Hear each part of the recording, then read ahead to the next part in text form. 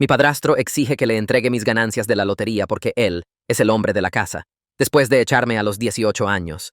Mi mamá se casó con Gerardo cuando yo tenía 14 años. Se mudó a nuestra casa, tomó el dormitorio principal e inmediatamente empezó a poner reglas. Su casa, sus reglas, eso decía. Excepto que no era su casa. Era la casa de mi mamá. Mi papá de verdad se la dejó cuando murió. Pero Gerardo actuaba como si fuera dueño de todo en el momento en que le puso un anillo en el dedo. Me hacía llamarlo señor. Me puso un toque de queda a las 20 horas, incluso los fines de semana. Se quejaba de cuánto comía. Decía que yo era una carga financiera. Cuando cumplí 16 años, me dijo que necesitaba empezar a pagar alquiler, 300 euros al mes. Estaba en la escuela. Conseguí un trabajo en un restaurante de comida rápida solo para pagarle. Mi mamá no dijo nada. Nunca dijo una palabra contra Gerardo. Solo miraba al suelo y me decía que me enseñaría una lección de responsabilidad. Trabajaba 20 horas a la semana durante la escuela y 30 durante las vacaciones. Le pagué a Gerardo cada mes. Nunca fallé ni una vez. Nunca dijo gracias. Nunca dijo que estaba orgulloso de mí. Solo tomaba el dinero y me decía que estaba aprendiendo cómo funcionaba el mundo real. El día que cumplí 18 años, 2 semanas después de la graduación, Gerardo me dijo que tenía 30 días para irme. Dijo que ahora era adulta. Dijo que él y mi mamá necesitaban su privacidad. Dijo que había sido huésped suficiente tiempo. Mi mamá lloró, pero no luchó por mí. Solo me ayudó a empacar mis cosas y me dio 200 euros a escondidas cuando Gerardo no miraba. Me mudé a una habitación que alquilé de una señora mayor al otro lado de la ciudad. Trabajé tiempo completo en un almacén y tomé clases nocturnas en la universidad. No le pedí nada a Gerardo ni a mi mamá. Ni dinero, ni ayuda, ni consejos. Descubrí todo por mi cuenta. Cómo hacer los impuestos, cómo arreglar un coche, cómo hacer un presupuesto para poder comer y pagar la matrícula al mismo tiempo. Me tomó 6 años conseguir mi título. Me convertí en contadora. No es glamuroso, pero es estable. Buen salario, buenos beneficios, espacio para crecer. Me mudé a mi propio apartamento, luego a mi propio piso en propiedad. Construí una vida completamente separada de Gerardo y mi mamá. Los veía quizás 2 veces al año, en Navidad y el cumpleaños de mi mamá. Gerardo siempre hacía comentarios sobre mi trabajo, mi coche, mi ropa. Decía que los contadores eran aburridos. Decía que debería haber entrado en los negocios como él. Tenía una empresa de jardinería fracasando que el dinero de mi mamá mantenía a flote. Pero claro, yo era la que tomaba malas decisiones. Dejé de dejar que sus comentarios me molestaran. Solo sonreía, ayudaba a mi mamá con los platos y me iba tan pronto como podía. Hace 3 meses, gané la lotería. No el premio gordo, pero suficiente. 470.000 euros después de impuestos. No se lo dije a nadie al principio. Pagué mi piso. Puse una parte en ahorros. Compré un coche nuevo. Nada llamativo, solo confiable. Doné algo a un refugio que me ayudó una vez cuando tenía 19 años y estaba entre trabajos. Le conté a mi mamá como un mes después. Le pedí que lo guardara entre nosotras. Debería haberlo sabido. Se lo dijo a Gerardo esa misma noche. Me llamó a la mañana siguiente. No para felicitarme, no para decir que estaba feliz por mí. Quería reunirse para almorzar. Dijo que necesitábamos discutir las finanzas familiares. Debería haber dicho que no, pero parte de mí tenía curiosidad. Quería ver qué me diría realmente a la cara. Nos encontramos en un restaurante cerca de su casa. Se veía igual. Misma camisa polo, misma expresión presumida, misma forma de mirarme como si todavía fuera la chica de 16 años entregando dinero de alquiler. No perdió tiempo. Dijo que las ganancias de la lotería necesitaban ser distribuidas justamente. Dijo que él era el jefe de familia. Dijo que mi mamá había sacrificado tanto para criarme. Dijo que lo mínimo que podía hacer era compartir mi buena fortuna. Tenía un número en mente, 200.000 euros. Dijo que lo tomaría en una suma. Dijo que lo usaría para expandir su empresa de jardinería. Dijo que era una inversión en el futuro de la familia. Le pregunté qué quería decir con familia. Dijo él, mi mamá y yo. Éramos una unidad. Necesitábamos apoyarnos mutuamente. Le recordé que me echó a los 18. Dijo que necesitaba madurar. Le recordé que nunca me ayudó con la universidad, con mi primer apartamento, con nada. Dijo que estaba llevando la cuenta como una niña. Luego se enojó. Dijo que estaba siendo egoísta. Dijo que mi mamá estaba avergonzada de lo codiciosa que estaba siendo. Dijo que nadie en la familia me respetaría si me quedaba con todo el dinero. Dijo que era el hombre de la casa y tenía la última palabra en asuntos financieros. Realmente pensaba que casarse con mi mamá le daba algún tipo de autoridad sobre mi cuenta bancaria. Lo dejé hablar por otros 10 minutos. Tenía planes. Una camioneta nueva para el negocio, unas vacaciones para él y mi mamá, quizás un barco. Hablaba como si el dinero ya fuera suyo, como si yo fuera solo un obstáculo menor entre él y una ola de gastos. Cuando finalmente paró, le dije que no le iba a dar nada. Su cara pasó de normal a rojo brillante en unos 2 segundos. Su voz se hizo más fuerte. La gente en otras mesas empezó a mirarnos. Me dijo que estaba siendo egoísta e ingrata. Dijo, la familia cuida de la familia. Dijo que estaba escupiendo sobre todo lo que él y mi mamá habían hecho por mí. Mantuve mi voz calmada y firme. Le recordé que me echó cuando cumplí 18 años. Dije que me había mantenido sola desde ese día. Le dije que claramente teníamos ideas muy diferentes sobre lo que significaba familia. Su mandíbula se apretó. Sus manos agarraron el borde de la mesa. Pero no tenía una buena respuesta para eso. Cambió de táctica rápido. Su voz se suavizó, casi triste. Dijo que mi mamá lloraba cada noche por lo distante que me había vuelto. Dijo que el dinero estaba destruyendo nuestra relación. Dijo que ella extrañaba tener a su hija en su vida. Le señalé que él era quien había convocado esta reunión. Dije que él era quien exigía mi dinero, no yo. Golpeó la mesa con la mano. Los cubiertos saltaron. Más gente miró. Dijo que tenía una semana para pensar qué tipo de hija quería ser. Luego se levantó y se fue. No pagó su café. Me quedé sentada otro minuto, luego pagué la cuenta y me fui. Llegué a mi coche antes de que mis manos empezaran a temblar. Agarré el volante y me quedé sentada ahí en el estacionamiento por 20 minutos. Parte de mí sabía que esto pasaría. Sabía que Gerardo intentaría algo así. Pero escucharlo decir realmente las palabras, exigir mi dinero como si tuviera algún derecho, me hizo tan furiosa que apenas podía pensar con claridad. Arranqué el coche y volví a mi piso. Fui directo a mi laptop. Pasé toda la tarde buscando información sobre presión financiera familiar y protecciones legales. Leí sobre otras personas cuyos familiares intentaron reclamar derechos sobre ganancias de lotería. Aprendí sobre cartas de cese y desista y leyes de acoso. Tomé notas. Guardé sitios web. Me sentí un poco mejor teniendo información, teniendo un plan. Mi teléfono sonó alrededor de las 20 esa noche. Mamá. Su voz sonaba pequeña y disculpándose cuando contesté. Dijo que Gerardo estaba muy molesto. Dijo que quizás podía ayudarlos un poco. No la cantidad completa, dijo, pero algo para mostrar que me importaba. Le pregunté por qué le contó a Gerardo sobre la lotería cuando le pedí que no lo hiciera. Se quedó callada por unos segundos. Luego dijo que le cuenta todo a su esposo. Eso es lo que hacen las personas casadas. Sentí que algo se rompía dentro de mi pecho cuando dijo eso. Le dije que ya había pagado mi piso. Dije que había guardado dinero para mi futuro. Dije que había donado a caridad. Dije que no le iba a dar nada a Gerardo. Empezó a llorar. Dijo que estaba destrozando a la familia por dinero. Dijo que había cambiado. Dijo que solía ser una niña tan dulce.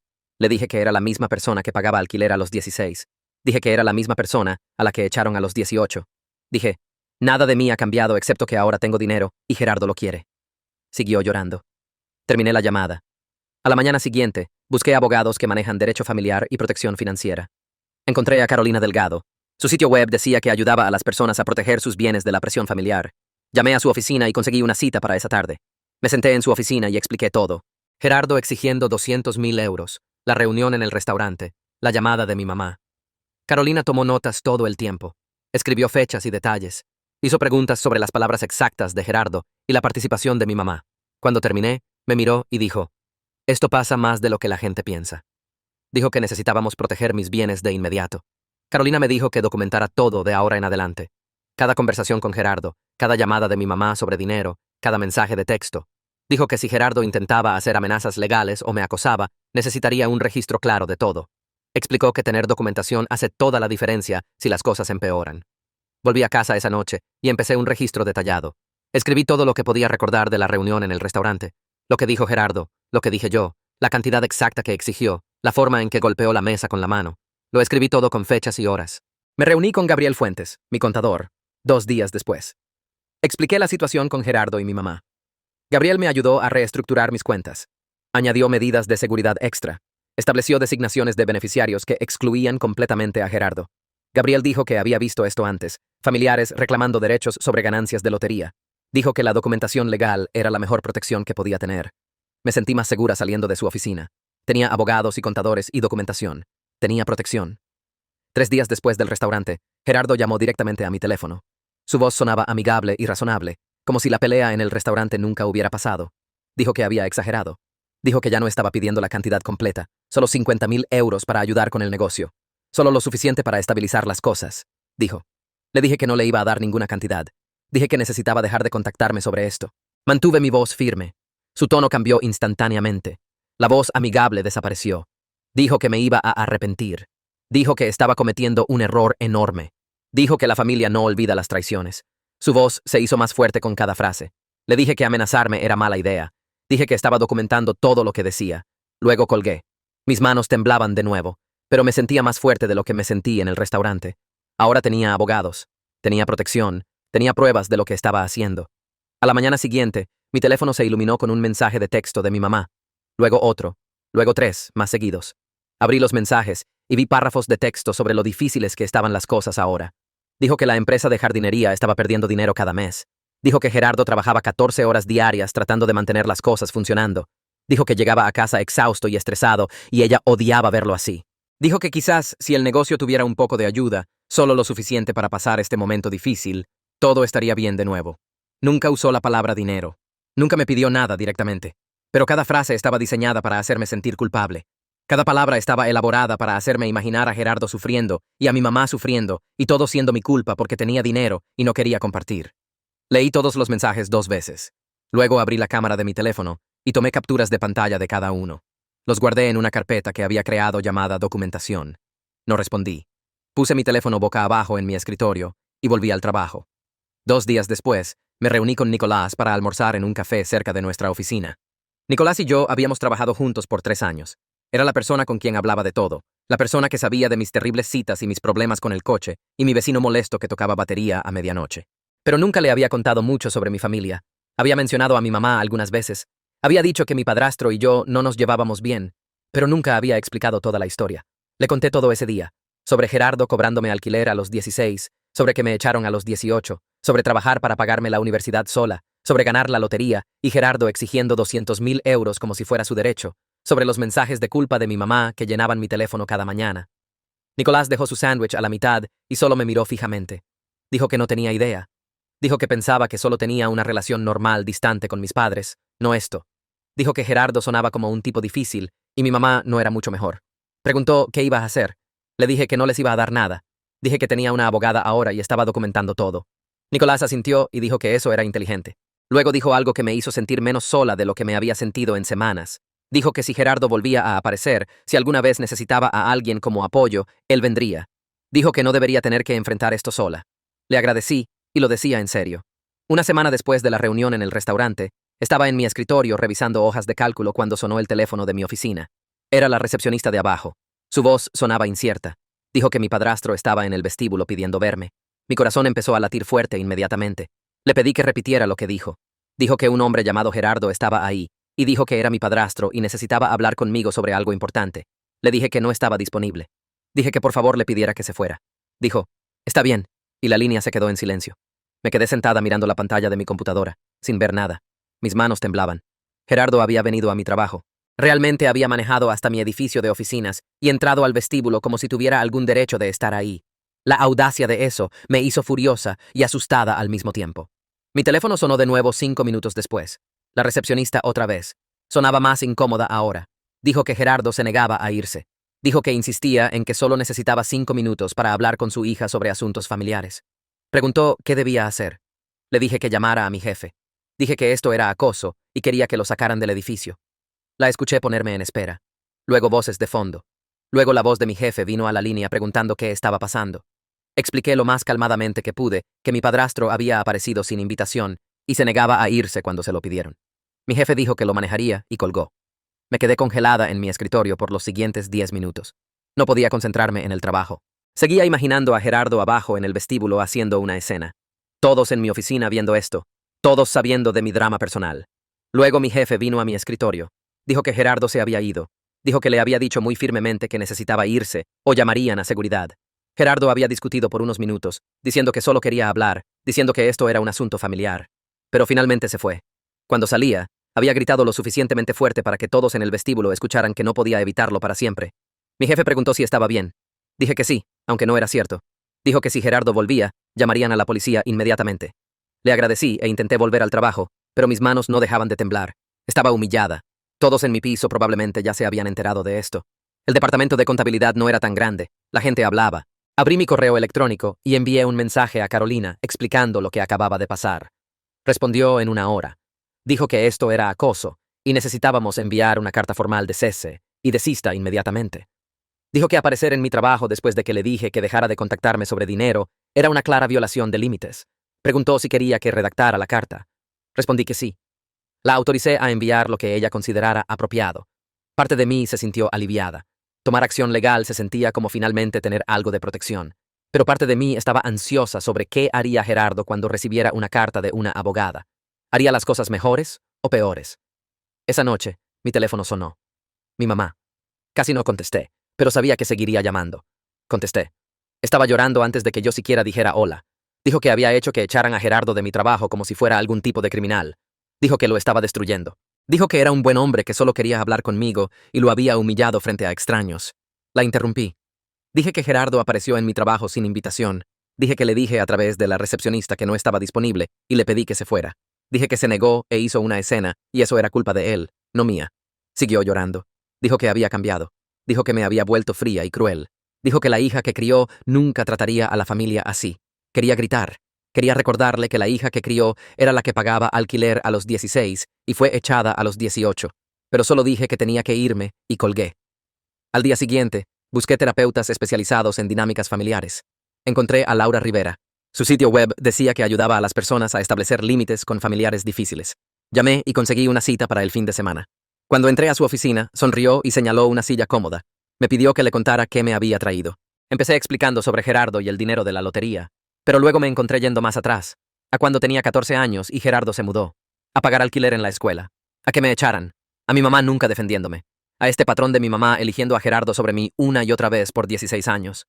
Empecé a llorar a la mitad, no lágrimas silenciosas, sino sollozos completos que no podía controlar. Laura me dio pañuelos y esperó. Cuando finalmente paré, dijo algo que me golpeó fuerte. Dijo que la pasividad de mi madre no era pasiva en absoluto. Dijo que cada vez que mi mamá se quedaba parada y dejaba que Gerardo me tratara mal, esa era una elección activa. Dijo que mi mamá estaba eligiendo su comodidad sobre mi bienestar. Dijo que era doloroso aceptarlo, pero era importante ver claramente. Asentí. Nunca lo había pensado de esa manera antes. Siempre me había dicho que mi mamá solo era débil o tenía miedo de Gerardo. Pero Laura tenía razón. Mi mamá estaba tomando decisiones. Estaba eligiendo a Gerardo cada vez. 3 días después, Carolina llamó para decirme que la carta de cese y desista había sido enviada por correo certificado. Me leyó las partes principales por teléfono. Declaraba claramente que Gerardo debía dejar de contactarme sobre dinero. Decía que debía dejar de aparecer en mi casa o trabajo. Decía que cualquier comunicación futura debía pasar a través de abogados.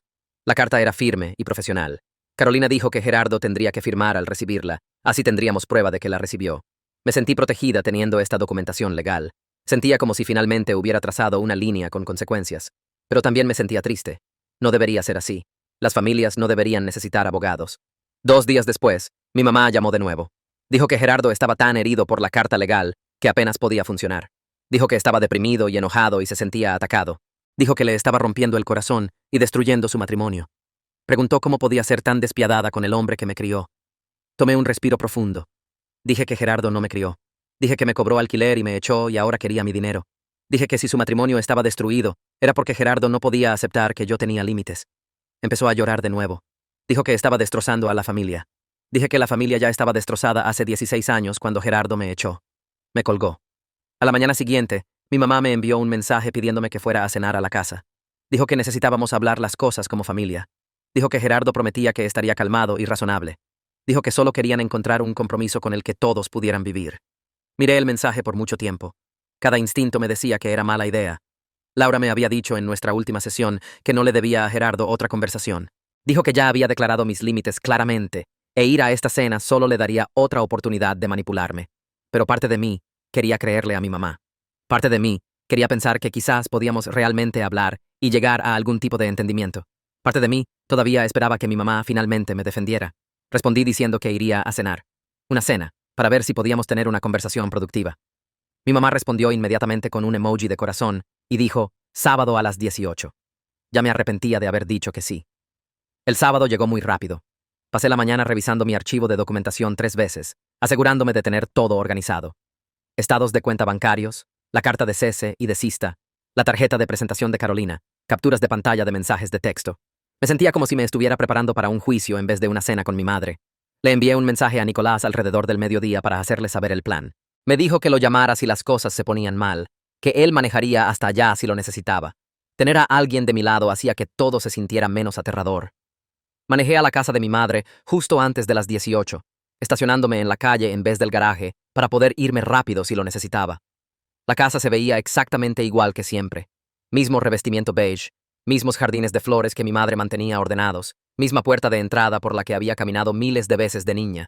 Pero caminando hacia ella ahora, me sentía de 14 otra vez, pequeña e impotente, y esperando que Gerardo me dijera qué había hecho mal. Toqué en vez de usar mi vieja llave. Mi madre abrió de inmediato, su cara iluminándose como si le hubiera dado un regalo solo por aparecer. Me abrazó fuerte, y olí su perfume familiar, el mismo tipo que había usado toda mi vida. Me llevó adentro, y vi a Gerardo sentado en la mesa del comedor. Estaba en lo que solía ser la silla de mi padre, en la cabecera de la mesa. Había estado sentado ahí por 16 años, como si le perteneciera, como si todo en esta casa le perteneciera. Mi madre había puesto la mesa con su vajilla buena, la que solo usaba para las fiestas. Había fuentes de comida ya servidas, pollo asado, puré de papas, judías verdes. Las manos de mi madre temblaban ligeramente mientras me indicaba que me sentara. Tomé la silla más alejada de Gerardo. Él me saludó con la cabeza, pero no se levantó ni ofreció darme la mano. Nos sentamos en silencio incómodo mientras mi madre traía panecillos y servía agua en nuestros vasos. Se movía muy rápido, muy nerviosa, llenando el silencio con los sonidos de platos y cubiertos. Gerardo me pidió que le pasara las papas. Se las pasé.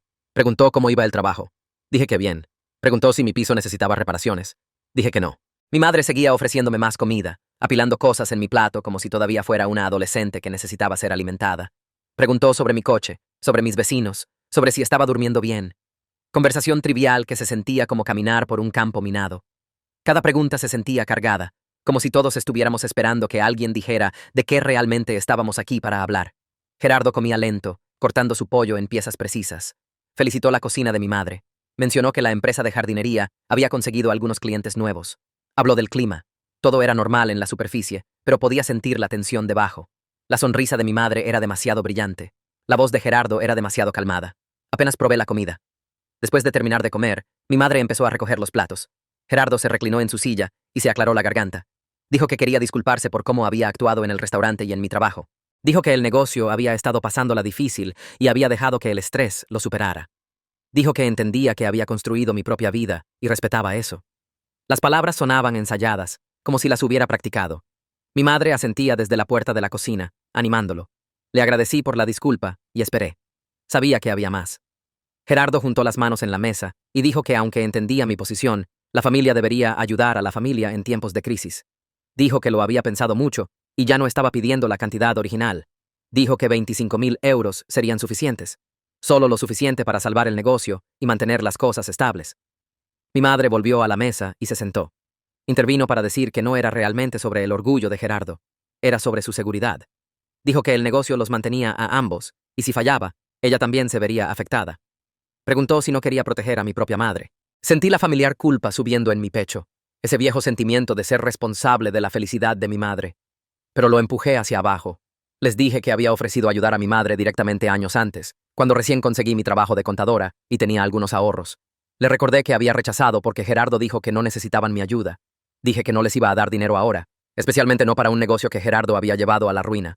La cara de Gerardo se oscureció. Su mandíbula se apretó y sus manos se tensaron en el borde de la mesa. Mi madre parecía que iba a empezar a llorar. Dijo que eso era diferente. Eso fue antes de que las cosas se pusieran tan mal. Gerardo dijo que estaba siendo irrazonable. Dijo que 25.000 euros no eran nada para mí ahora. Apenas una mella en lo que tenía. Dijo que estaba eligiendo el dinero sobre la familia. Luego dijo algo que me heló la sangre. Dijo que era igual que mi padre. Fría y egoísta con el dinero. Era un golpe bajo, y lo sabía. Mi padre le había dejado la casa a mi madre específicamente para protegerla, para asegurarse de que siempre tendría un techo sobre su cabeza.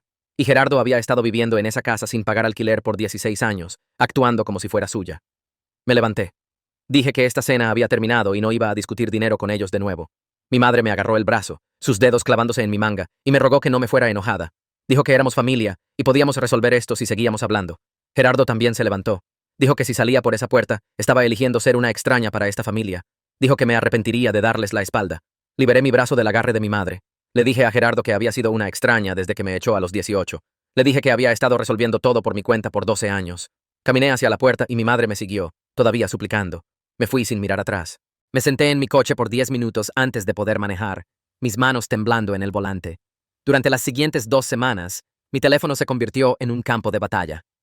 Mi tía llamó un martes por la noche. Dijo que había escuchado que gané dinero y no quería ayudar a mi propia madre en su momento de necesidad. Dijo que se suponía que la familia debía estar unida. Lo hizo sonar como si estuviera abandonando a mi madre a propósito, como si fuera cruel.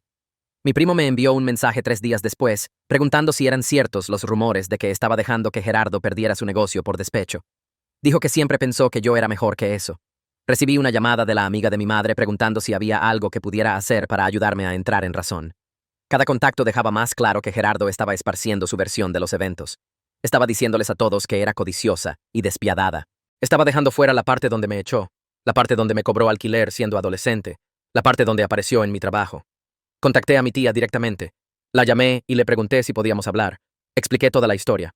Le conté sobre pagar alquiler a los 16, sobre ser echada 2 semanas después de la graduación, sobre trabajar para pagarme la universidad sin ayuda, sobre Gerardo exigiendo 200.000 euros. Se quedó callada del otro lado de la línea. Cuando finalmente habló, su voz era diferente. Dijo que no sabía esos detalles. Dijo que Gerardo lo había hecho sonar como si solo estuviera siendo codiciosa con dinero inesperado, que él y mi madre siempre me habían apoyado. Le pedí que compartiera la verdad con otros familiares que me habían estado contactando. Dijo que lo haría. Algunos familiares se disculparon después de escuchar toda la historia.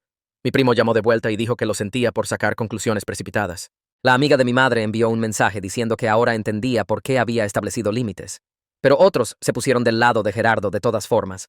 Mi tío dijo que la familia ayuda a la familia sin importar los conflictos pasados. Otra tía dijo que debería ser la persona más grande y dejar ir los viejos rencores. Algunos primos dejaron de responder mis mensajes por completo. Estaba dolida, pero no sorprendida.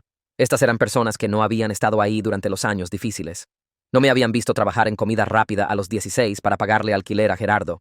No habían ayudado cuando dormía en un colchón inflable en una habitación alquilada. No habían ofrecido nada cuando comía fideos para poder pagar los libros de texto. Pero ahora tenían opiniones sobre qué debería hacer con mi dinero. Empecé a limitar el contacto con familiares lejanos que no respetaban mis límites. Dejé de contestar llamadas de números que no reconocía. Silencié chats grupales donde la gente seguía mencionando la situación. Me enfoqué en las personas que realmente me apoyaban. Nicolás, Carolina, Laura. Las personas que conocían toda la historia y me apoyaban de todas formas. Nicolás me llevó a un pequeño restaurante italiano al otro lado de la ciudad, un lugar tranquilo donde realmente podía respirar. Pidió vino para los dos sin preguntar y me dijo que eligiera lo que quisiera del menú. No tenía hambre, pero pedí pasta de todas formas porque se veía preocupado y no quería que pensara que me estaba derrumbando. Nos sentamos en una mesa apartada lejos de otras personas y me dejó hablar. Le conté sobre las llamadas de familiares, las acusaciones, la forma en que Gerardo estaba tergiversando todo para hacerme ver como la villana. Nicolás escuchó sin interrumpir, y cuando finalmente dejé de hablar, dijo algo que me hizo llorar ahí mismo en la mesa. Dijo que había sobrevivido a ser echada a los 18 con nada más que 200 euros y una habitación alquilada. Dijo que había trabajado durante 6 años de universidad mientras me mantenía completamente sola. Dijo que había construido una carrera y comprado un piso y hecho una vida estable y buena. Dijo que el dinero de la lotería fue pura suerte, solo azar, y no le debía a Gerardo ni un solo euro. Dijo que Gerardo no me ayudó a estudiar, no me ayudó a mudarme, no celebró cuando me gradué, no hizo nada de lo que hace un padre de verdad. Nicolás dijo que necesitaba dejar que la culpa me consumiera cuando no tenía nada de qué sentirme culpable. Su perspectiva externa ayudó más de lo que él sabía. Porque cuando estás en medio del drama familiar, es difícil ver claramente. Volví a casa esa noche sintiéndome más fuerte, como que quizás no era la persona terrible que Gerardo me estaba haciendo parecer. Pasó un mes después de la cena familiar y las cosas se pusieron tranquilas, demasiado tranquilas. Debería haber sabido que Gerardo no había terminado, pero parte de mí esperaba que finalmente se hubiera rendido. Luego mi teléfono sonó desde un número que no reconocía y casi no contesté. La voz del otro lado dijo que se llamaba Néstor Carrasco y era el socio de negocios de Gerardo en la empresa de jardinería. Se disculpó por contactarme de la nada, pero dijo que estaba preocupado por Gerardo y mi madre. Se me cayó el estómago porque los socios de negocios usualmente no llaman a la familia a menos que algo esté muy mal. Néstor explicó que Gerardo había estado sacando dinero de las cuentas personales de mi madre para cubrir gastos del negocio. Dijo que la empresa de jardinería estaba perdiendo dinero cada mes, y Gerardo seguía prometiendo que las cosas mejorarían, pero nunca lo hacían. Néstor dijo que había visto los estados de cuenta porque Gerardo necesitaba que él confirmara algo, y los números estaban mal. Muy mal. Dijo que los ahorros de mi madre estaban desapareciendo en un negocio fallido, y ella quizás ni siquiera sabía cuánto se había ido. Néstor siguió hablando, y podía escuchar el estrés en su voz. Dijo que estaba tratando de salir de la sociedad porque las decisiones financieras de Gerardo se estaban volviendo imprudentes, y no quería responsabilidad legal cuando todo colapsara. Dijo que Gerardo estaba desesperado, y las personas desesperadas toman decisiones peligrosas. Néstor pensó que debería saber que mi madre podría estar en serios problemas financieros por los fracasos del negocio de Gerardo. No quería dinero de mí, y no me estaba pidiendo que me involucrara. Solo pensó que alguien de la familia debería saber qué estaba pasando realmente. Le agradecí por llamar y le dije que apreciaba la advertencia. Tan pronto como colgamos, busqué el número de Carolina y la llamé inmediatamente. Contestó al segundo timbre y expliqué lo que Néstor me acababa de decir. Carolina se quedó callada por un momento y luego preguntó sobre la casa de mi madre, la que mi padre le dejó. Le dije que mi madre la poseía completamente sin hipoteca porque mi papá la había pagado antes de morir. Carolina dijo que eso era bueno porque significaba que Gerardo no podía hipotecar la casa sin la firma de mi madre, pero definitivamente podría estar presionándola para hacer exactamente eso. Carolina me dijo que revisara los registros de propiedad del condado en línea para ver si se habían registrado gravámenes contra la casa. Me guió sobre cómo acceder a los registros públicos y pasé el resto de la noche buscando entre documentos que apenas entendía. La mayoría se veía normal, solo la transferencia original de la escritura de mi padre a mi madre y los registros de impuestos de propiedad. Luego encontré algo fechado 2 semanas antes. Gerardo había intentado sacar una línea de crédito con garantía hipotecaria sobre la casa de mi madre. La solicitud estaba ahí en los registros públicos, solicitando 75,000 euros contra la propiedad. Mis manos empezaron a temblar mientras leía los detalles. La solicitud listaba tanto a Gerardo como a mi madre como solicitantes, pero sabía que mi madre nunca arriesgaría la casa que mi padre le dejó, a menos que Gerardo la presionara. Tomé capturas de pantalla de todo y se las envié a Carolina con un mensaje preguntando qué significaba esto. Respondió en minutos diciendo que la solicitud existía, pero necesitaría verificar si fue aprobada. No pude dormir esa noche pensando en Gerardo tratando de tomar la única cosa que mi padre se aseguró de que mi madre siempre tendría. A la mañana siguiente, llamé a mi madre directamente. Contestó al cuarto timbre, sonando cansada, y le pregunté directamente si Gerardo estaba tratando de hipotecar la casa. Se quedó callada y podía escucharla respirar del otro lado de la línea. Pregunté de nuevo, más gentilmente esta vez, y finalmente admitió que Gerardo dijo que era la única forma de salvar el negocio y su futuro. Me sentí enferma. Le dije que esa casa era su seguridad, la única cosa que era completamente suya, y no debería arriesgarla por la empresa fallida de Gerardo. Dijo que yo no entendía la presión que estaba sintiendo, que Gerardo era su esposo y tenía que apoyarlo. Le recordé que mi padre le dejó esa casa específicamente para que siempre tuviera un lugar donde vivir, pasara lo que pasara. Empezó a llorar y dijo que Gerardo prometía que podía recuperar el negocio si solo tuviera una oportunidad más. Pregunté si había firmado la solicitud, y dijo que sí, pero el banco no la había aprobado todavía. Se me hundió el corazón porque ya había acordado arriesgarlo todo. Tomé un respiro e intenté mantenerme calmada. Le dije a mi madre que pagaría para que se reuniera con un asesor financiero independiente, alguien que pudiera revisar toda su situación sin que Gerardo estuviera presente. Dije que necesitaba ver los números reales, entender cuánto dinero ya se había ido y cuánto peligro corría. Se negó inmediatamente. Dijo que sería una traición a su esposo y confiaba en que Gerardo tomara decisiones financieras para su familia. No podía creer lo que estaba escuchando. Le pregunté cómo era una traición protegerse a sí misma, y ella dijo que estaba tratando de ponerme entre ella y Gerardo. Le dije que estaba tratando de ayudarla a conservar la casa que mi padre le dejó, pero ella dijo que simplemente no entendía el matrimonio y el compromiso. Dimos vueltas en círculos por 20 minutos hasta que finalmente me rendí. Le dije que la oferta seguía en pie si cambiaba de opinión, y luego terminé la llamada antes de decir algo de lo que me arrepintiera. Me quedé sentada sintiéndome completamente devastada de que estuviera eligiendo la potencial ruina financiera con Gerardo sobre su propia seguridad. Tuve una cita de terapia con Laura 2 días después y me derrumbé tan pronto como me senté en su sofá. Le conté todo sobre la casa y el intento de Gerardo de hipotecarla y mi madre rechazando ayuda. Laura escuchó y luego dijo algo que dolía, pero necesitaba escuchar.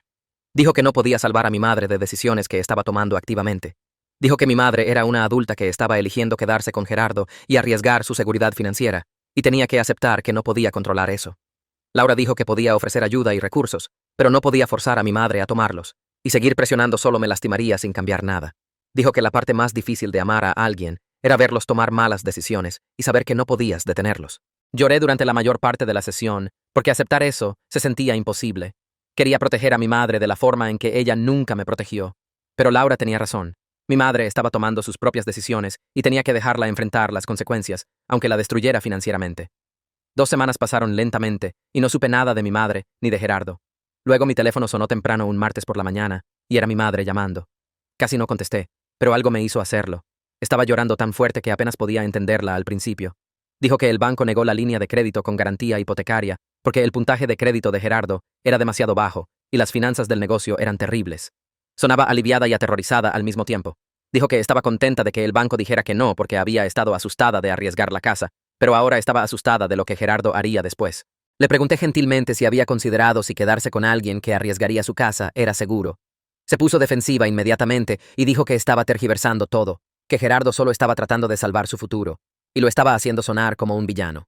Traté de explicar que alguien que la amaba no la presionaría a arriesgar la casa que mi padre le dejó, pero ella habló sobre mí, diciendo que no entendía su matrimonio. Colgó antes de que pudiera decir nada más.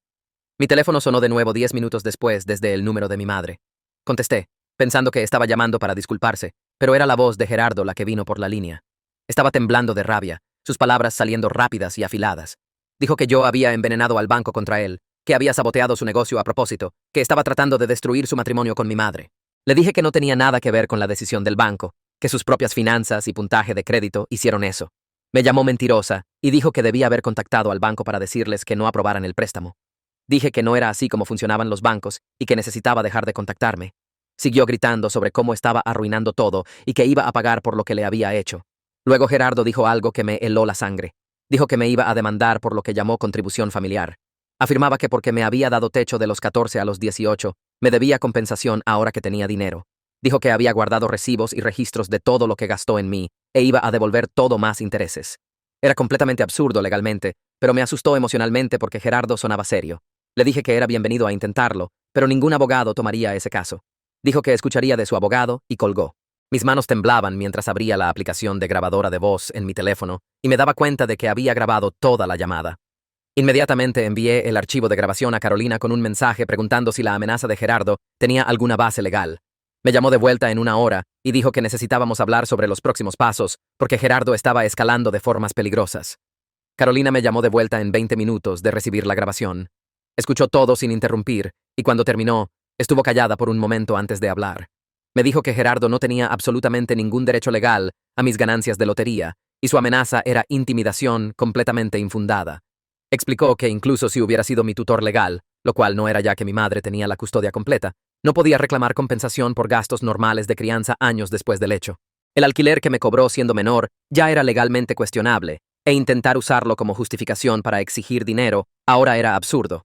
Pero también dijo que necesitábamos tomar su amenaza en serio, porque las personas desesperadas hacen cosas desesperadas.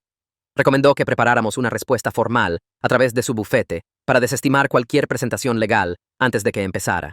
Dijo que redactaría una carta explicando exactamente por qué Gerardo no tenía ningún derecho y advirtiendo que cualquier demanda frívola resultaría en contrademandas por acoso y honorarios legales. La autoricé a enviarla inmediatamente.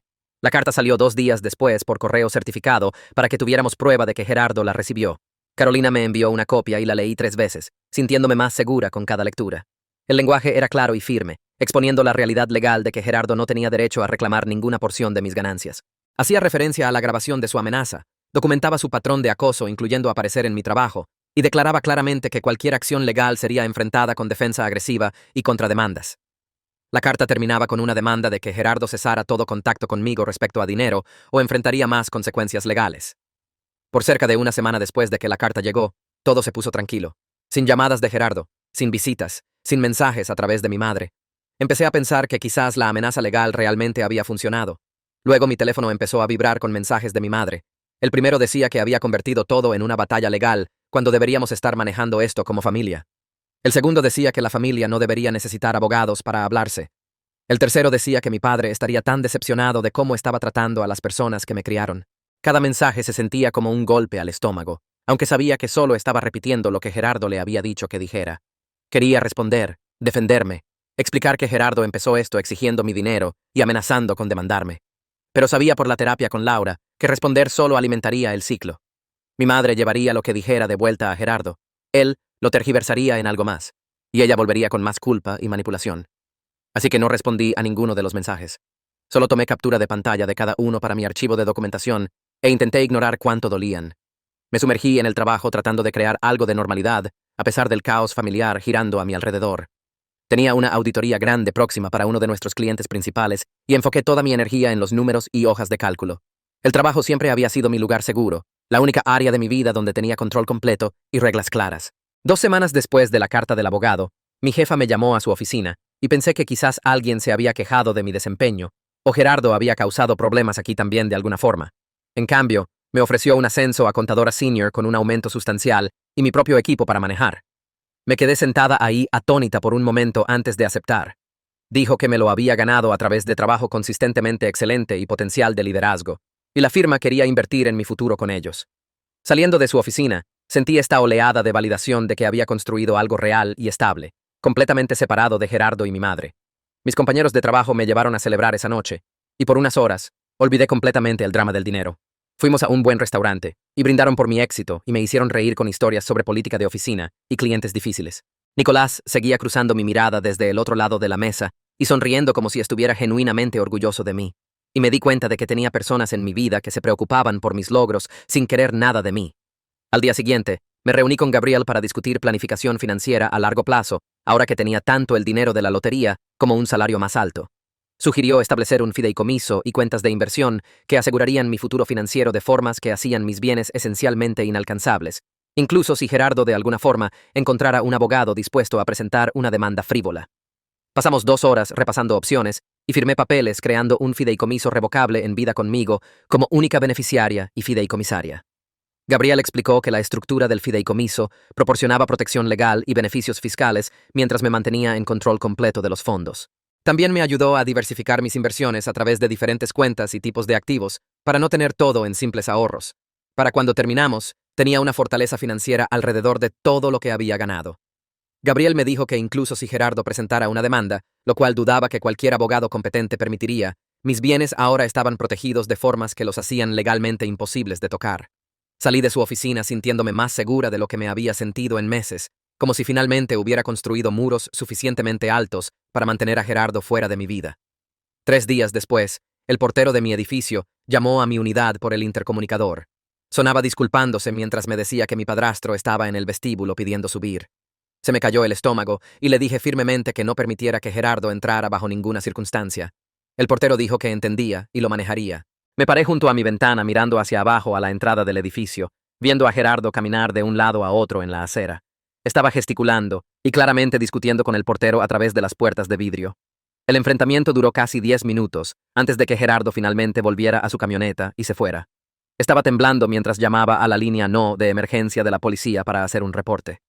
El oficial que tomó mi información fue amable y profesional, explicando que aparecer una vez no era suficiente para una orden de restricción, pero documentar el incidente creaba un rastro de papel si Gerardo escalaba más.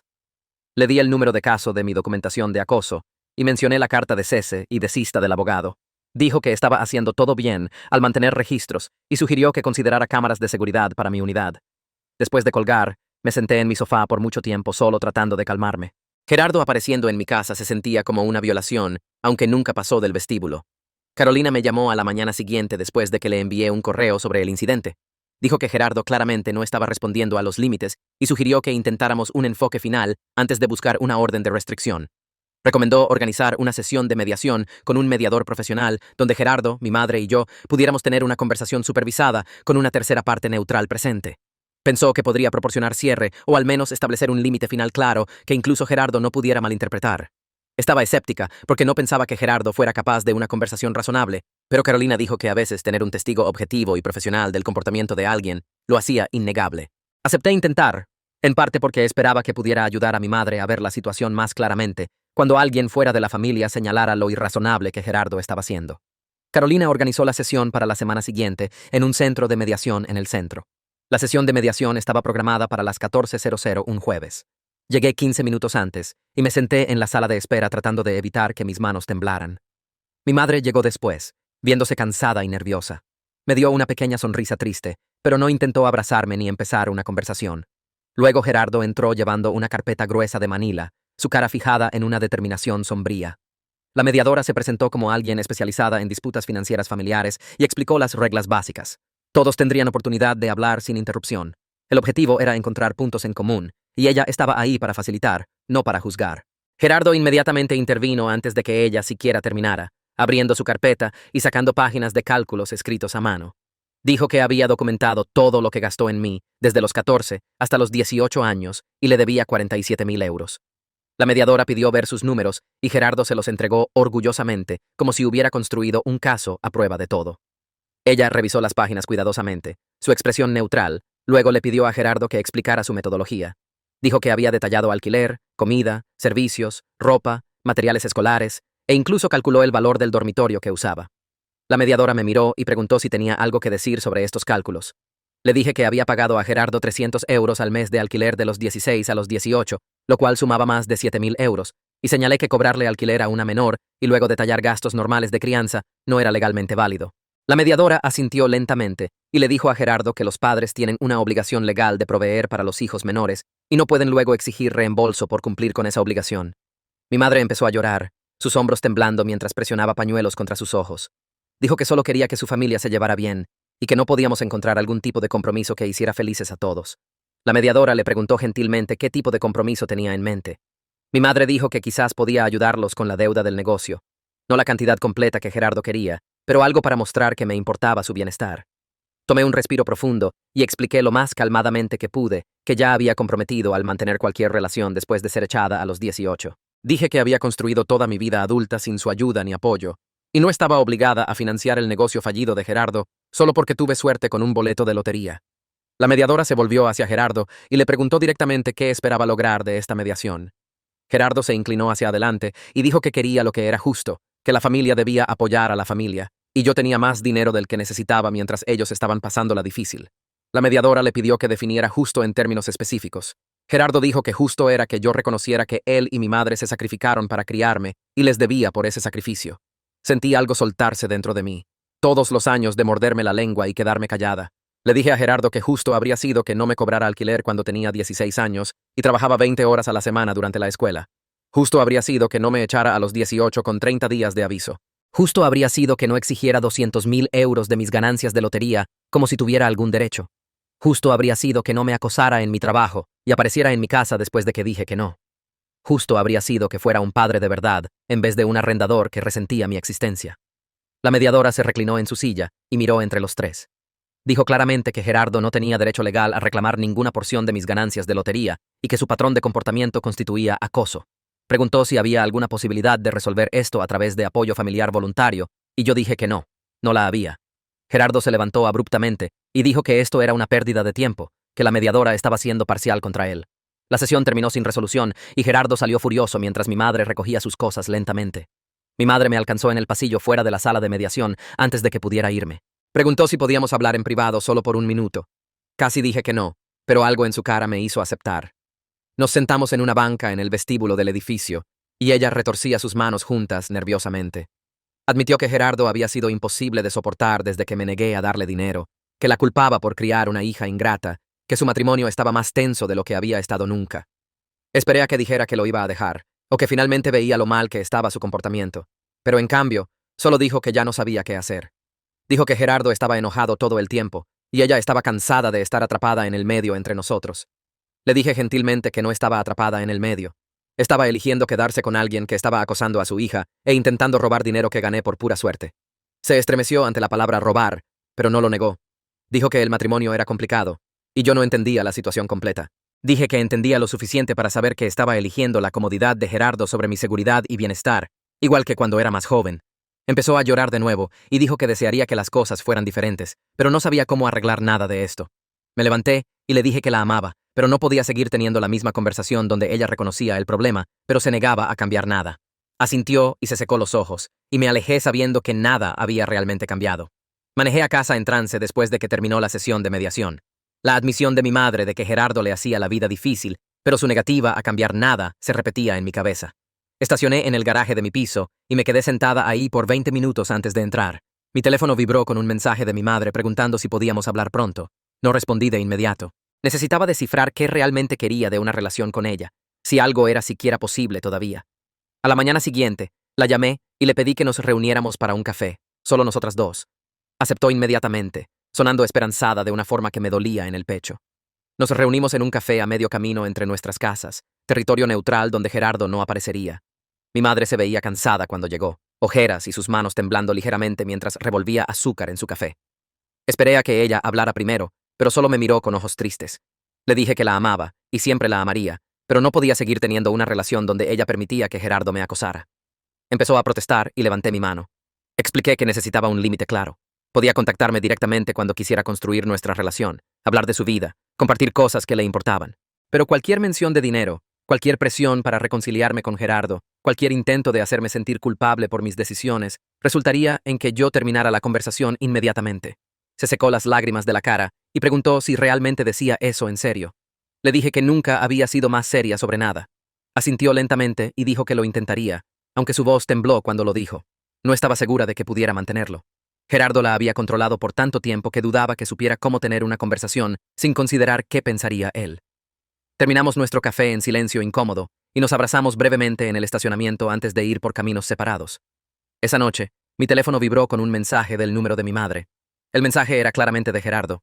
Escribió que me arrepentiría de elegir el dinero sobre la familia, que el karma me alcanzaría, que estaba cometiendo el error más grande de mi vida, Tomé captura del mensaje inmediatamente y se lo reenvié a Carolina con una nota sobre el acoso continuado. Luego bloqueé el número de mi madre. Me sentí culpable bloqueándola, pero necesitaba espacio de la constante manipulación emocional. El silencio que siguió fue pacífico de una forma que no esperaba. Sin llamadas enojadas, sin viajes de culpa, sin mensajes diseñados para hacerme sentir como una hija terrible.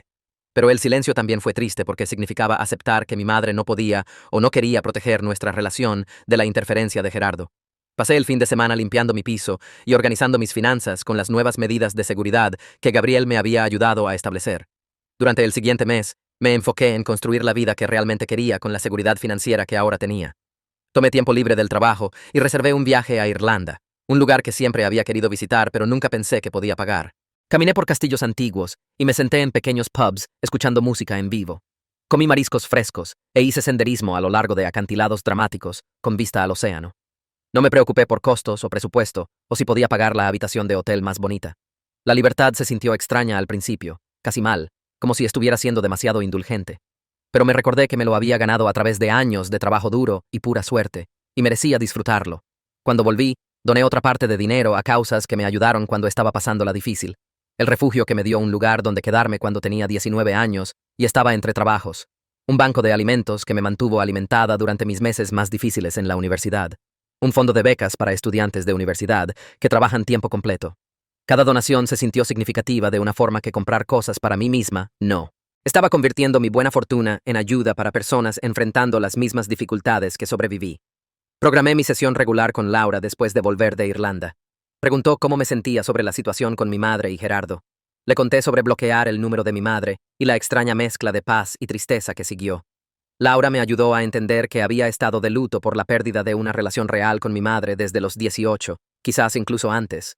El dinero de la lotería no creó la disfunción en mi familia, solo hizo la disfunción imposible de ignorar. Todos esos años, había esperado que de alguna forma las cosas cambiaran, que mi madre se enfrentara a Gerardo, que pudiéramos tener una relación madre-hija normal. El dinero me forzó a ver que esas esperanzas eran fantasías. Mi madre había hecho su elección una y otra vez, y esa elección era Gerardo. Laura preguntó cómo se sentía finalmente dejar de esperar cambio. Admití que era alivio mezclado con duelo. Alivio porque podía dejar de esperar algo que nunca iba a pasar. Duelo porque aceptar la realidad significaba soltar la relación que siempre había querido. El duelo era real y pesado, pero también lo era el alivio. Me sentía más ligera de alguna forma, como si hubiera estado cargando un peso que no me di cuenta que tenía hasta que lo solté. Unas semanas después, manejé al otro lado de la ciudad para visitar a la señora que me alquiló una habitación cuando tenía 18 años. La señora Rosa tenía 80 años ahora y todavía vivía en la misma casa.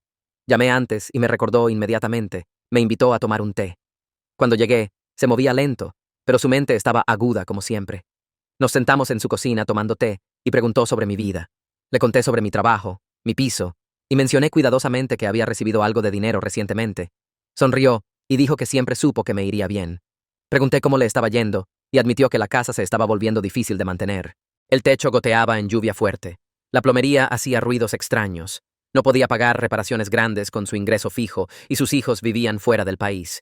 Le dije que quería ayudar y contraté trabajadores para arreglar su techo y actualizar su plomería. Lloró cuando el trabajo estuvo terminado y me abrazó fuerte. Dijo que ayudarme todos esos años atrás fue una de las mejores decisiones que había tomado. Su amabilidad me recordó que la familia no era solo sangre. Familia eran las personas que aparecían cuando las necesitabas. Nicolás me invitó a almorzar una tarde y mencionó que su hermana dirigía una organización sin fines de lucro. Leticia trabajaba con jóvenes saliendo del sistema de acogida y chicos de situaciones familiares difíciles. Nicolás pensó que quizás me interesaría ser voluntaria dada mi propia experiencia. Me reuní con Leticia en su oficina la semana siguiente. Era cálida y directa, explicando cómo la organización ayudaba a jóvenes a navegar la transición a la independencia. Proporcionaban asistencia de vivienda, capacitación laboral, clases de educación financiera y apoyo emocional. Le conté sobre ser echada a los 18 y trabajar para pagarme la universidad. Dijo que mis habilidades de contabilidad podrían ayudar con sus finanzas y mi experiencia personal podría ayudar a guiar a los jóvenes que atendían. Empecé a ser voluntaria 2 noches por semana. Ayudé a actualizar sus sistemas financieros y asistí a reuniones de planificación de presupuesto. Pero la parte más significativa fue conocer a los jóvenes mismos. Chicos que habían sido echados por padres que no los aceptaban. Adolescentes forzados a mantenerse mientras terminaban la escuela. Jóvenes adultos tratando de entender la universidad mientras trabajaban tiempo completo y pagaban alquiler. Sus historias me recordaban mi propia lucha. Les ayudé a establecer presupuestos y navegar solicitudes de ayuda financiera. Hablé con ellos sobre conflictos con familiares difíciles y cómo establecer límites. Ayudarlos me dio un sentido de propósito, más allá de solo mi propia seguridad. Mi experiencia sobreviviendo lo que sobreviví se convirtió en algo que realmente podía ayudar a otras personas. 3 meses después de la sesión de mediación, mi teléfono sonó desde un número desconocido. Casi no contesté, pero algo me hizo hacerlo. Era mi madre llamando desde un número nuevo. Su voz sonaba cansada, pero más calmada de lo que la había escuchado en meses. No mencionó a Gerardo ni dinero. Preguntó cómo estaba y me contó sobre su jardín, cómo los tomates estaban yendo bien este año, pero las ardillas seguían llevándose las fresas. Hablamos por 20 minutos sobre cosas normales. Su club de lectura, mi viaje a Irlanda, el clima. Fue la primera conversación normal que habíamos tenido en meses, y me sentí cautelosamente esperanzada. No bajé la guardia completamente, pero aprecié el esfuerzo. Antes de colgar, mi madre mencionó que había empezado a ver a un consejero. El estrés de los últimos meses había sido abrumador y necesitaba ayuda para procesar todo. No se disculpó por sus decisiones ni reconoció completamente el comportamiento de Gerardo, pero parecía estar empezando a reconocer que algo estaba mal, que la situación no era sostenible. Animé su trabajo de terapia sin presionar demasiado. Sabía que tenía que llegar a las conclusiones en su propio tiempo. No podía forzarla a ver lo que no estaba lista para ver. Me reuní con Leticia para discutir un proyecto más grande en el que había estado pensando. Quería invertir una parte significativa de mis ganancias de lotería en un programa de fondo universitario para estudiantes de situaciones familiares difíciles. Podíamos asociarnos con su organización sin fines de lucro para identificar jóvenes que se estaban manteniendo a través de la escuela de la forma en que yo lo había hecho. El fondo cubriría gastos que hacían posible la educación, libros y materiales, cuotas de solicitud, fondos de emergencia para costos inesperados. Los ojos de Leticia se iluminaron cuando expliqué la idea. Dijo que esto podría cambiar vidas, que tantos de los jóvenes con los que trabajaba tenían la motivación e inteligencia para la universidad, pero les faltaba apoyo financiero. Pasamos semanas desarrollando la estructura del programa y el proceso de solicitud. Establecerlo se sintió correcto de una forma que nada más lo había hecho. Estaba convirtiendo mi suerte en oportunidad real para otros, enfrentando las mismas dificultades que sobreviví. 4 meses después, Néstor me llamó un martes por la tarde mientras estaba revisando declaraciones de impuestos en el trabajo. Sonaba aliviado y disculpándose al mismo tiempo.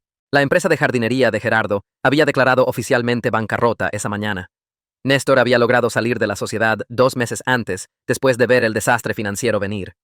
Quería que lo supiera para que pudiera verificar la casa de mi madre. Dijo que Gerardo había estado desesperado cerca del final, tratando de convencer a Néstor de hipotecar su propia casa para el negocio. Le agradecí por la advertencia y llamé a Carolina tan pronto como colgué. Ella me guió para verificar los registros de propiedad del condado en línea. La casa todavía estaba solo a nombre de mi madre, sin gravámenes, sin hipotecas, sin reclamos contra ella. Gerardo había intentado pero fallado en usarla como garantía. Sentí una extraña mezcla de alivio y tristeza sabiendo que el único bien real de mi madre estaba a salvo, pero su vida con Gerardo probablemente estaba a punto de ponerse mucho más difícil. Mi madre llamó 3 días después de la declaración de bancarrota. Su voz era baja y asustada, pero no estaba pidiendo dinero. Solo necesitaba hablar con alguien que entendiera lo que significaba perder el negocio. Gerardo estaba enojado todo el tiempo ahora, culpando a todos menos a sí mismo. Estaba preocupada de cómo pagarían las cuentas, si podrían permitirse seguir viviendo en la casa, aunque estaba pagada. Escuché sin ofrecer soluciones ni dinero. Cuando pausó, le recordé gentilmente que tenía opciones. Era dueña de la casa completamente. Podía dejar a Gerardo y quedarse con la única cosa que mi padre había dejado para protegerla. Se quedó callada por un largo momento antes de decir que no estaba lista para pensar en eso. Le dije que entendía, pero la opción existía cuando estuviera lista. Hablamos unos minutos más sobre cosas pequeñas antes de que dijera que tenía que irse. Al menos lo había dicho claramente. Al menos ella sabía. 6 meses después de ganar la lotería, me senté en mi piso mirando la vida que había construido y me sentí genuinamente satisfecha. Las protecciones legales que Carolina me había ayudado a establecer eran sólidas. Las estructuras financieras que Gabriel había creado me daban seguridad a largo plazo. El trabajo de terapia con Laura me había enseñado cómo mantener límites sin culpa. El trabajo voluntario con la organización sin fines de lucro de Leticia me daba propósito más allá de mi propia situación. El programa del fondo universitario estaba aceptando solicitudes de jóvenes que me recordaban a mí misma a los 18. Tenía amigos que me apoyaban, profesionales que validaban mis decisiones y formas significativas de usar mi dinero que se alineaban con lo que me importaba. El drama familiar todavía dolía a veces. Todavía deseaba que mi madre se eligiera a sí misma sobre Gerardo. Todavía sentía rabia por los años de manipulación y control. Pero esos sentimientos ya no controlaban mi vida diaria. Eran parte de mi historia, no toda la historia. Finalmente había aceptado lo que Laura me había estado diciendo por meses. No podía salvar a mi madre ni cambiar a Gerardo. Solo podía protegerme a mí misma y ayudar a otros enfrentando dificultades similares. Mi ganancia de lotería me había dado seguridad financiera, pero más que eso, me había forzado a dejar de esperar que mi familia cambiara y empezar a construir la vida que realmente merecía. Estaba orgullosa de los límites que había establecido, incluso cuando fueron difíciles. Estaba orgullosa de mantenerme firme cuando Gerardo y mi madre me presionaban. Estaba orgullosa de la persona en la que me había convertido a través de todo esto. Por primera vez en años, me sentía genuinamente emocionada por mi futuro. No porque tenía dinero, sino porque finalmente me había elegido a mí misma.